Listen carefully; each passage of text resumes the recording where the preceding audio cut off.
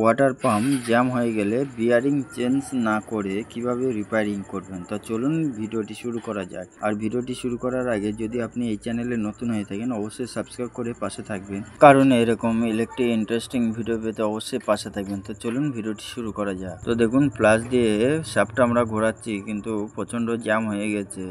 এবারে আমরা এই যে পাম্পের সাইডটা আমরা নাটগুলো খুলে নিয়েছি, নেওয়ার পরে কিন্তু এইভাবে হ্যামার দিয়ে হালকা করে প্রেসার বাড়ি মারলে কিন্তু খুলেই যাবে।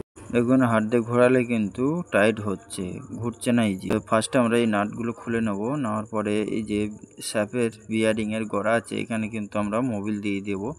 দেওয়ার পরে কিছুটা সময় আমরা এরকম করে একটু ঘুরিয়ে দেবো, পাখাটা জ্যাম আছে এর জন্য করে আমরা একটু ঘুরিয়ে দেবো। দেওয়ার পরে যেসব জায়গায় বিয়ারিং আছে শ্যাফের ওখানটায় আমরা ভালো করে তেল দিয়ে দেবো। এই ওয়েল ছিল এখানটাও কিন্তু আমরা তেল দিয়েছি। এবার আমরা লাইন দিয়ে দেখবো যে মোটরটি চলছে কিনা। তো দেখুন লাইন দেওয়ার পরে কিন্তু মোটরটা একটু টাইট লেট হচ্ছে।